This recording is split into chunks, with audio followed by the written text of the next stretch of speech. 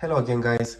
Now in front of me I have the 2022 ROG STRIX Card 15, the newly released laptop equipped with the RTX 3070 Ti, the titanium version of the Nvidia RTX 3070, which by now was released only for PCs, and now we have also this GPU on laptops.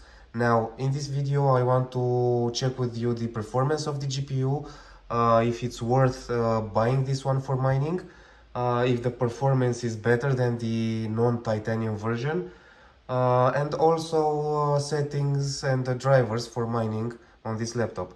The first thing I want to do is bring my laptop a little closer so you can see the screen. Okay. Before I start mining, I want to start the GPU Z. So this way you can see the GPU BIOS version. In case you do not have this performance, you should check the GPU BIOS. Okay, so as you can see over here, we have the Nvidia RTX 3070 Ti laptop GPU, the titanium version. Also, the memory type, and this is new for me, it's Hynix. As you know by now, I have only Micron and Samsung memory type on my laptops. So Hynix is new for me, but together we will check the performance, how much overclock it is available for this memory type, and also the performance.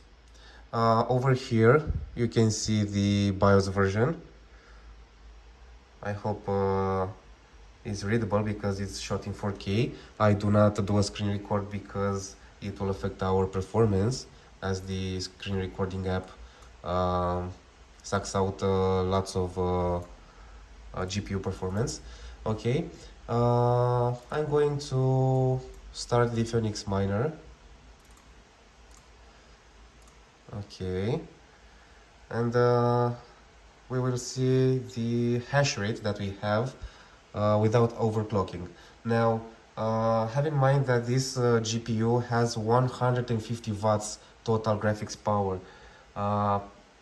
It's the biggest graphics power that I have seen on a laptop, because for example, I had the ROG STRIX G17 that had 130 watts, and the Legion 5 Pro that had 140 watts total graphics power. So this is the biggest GPU power that I have seen. Okay, as you can see over here, we have 47.5 mega hashes per second for a standard non-overclocking setting. Now, personally, I expected a bit more, because one of my Legion 5 Pros had about 55 mega hashes per second with no overclocking, and went to 68 with overclocking.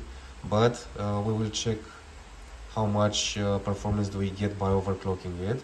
Now the standard overclock is plus 50 on the core clock and plus 100 on the memory clock. Now I have played with the values on the afterburner. I don't want to start all over and go by 100 until I get a stable hash rate. I will directly choose plus 1600 on the memory clock, and you will see how much hash rate do we get with this value. Now you can go to about 1800 on the afterburner, but I tried this twice, and after some time I got some crashes, and with the 1600 memory clock setting I did not get any crash. Now as you can see, we got to about 56.4 mega hashes per second. Let's see if we can get to a higher value. Okay, so it's stable to about 55.5 mega hashes per second. Now let's see, for example, if you can put this laptop backwards, and you can put it in your basement or in a room that has a colder temperature. Maybe you can go to 1800, but I want to show you how much hash rate it brings with this value. So I entered 1800 and let's see if we get at least 60 mega hashes per second, but I doubt it. Okay, 57, 57.9.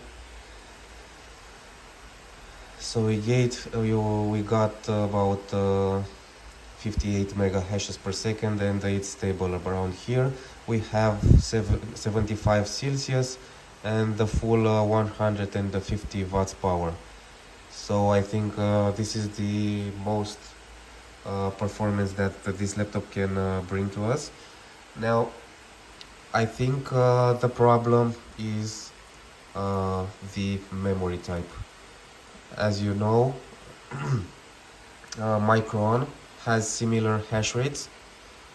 We cannot go to more than 59 to 60 mega hashes per second with the Micron memory. So I think Hynix is similar, but the thing I do not like is that it's the titanium version, and we have a hash rate even smaller than the Micron model.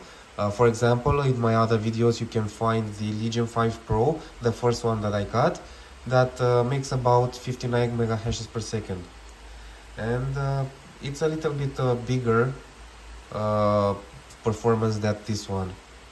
Now, this GPU might be good for I don't know, gaming, but for mining I don't see why you should pay so much.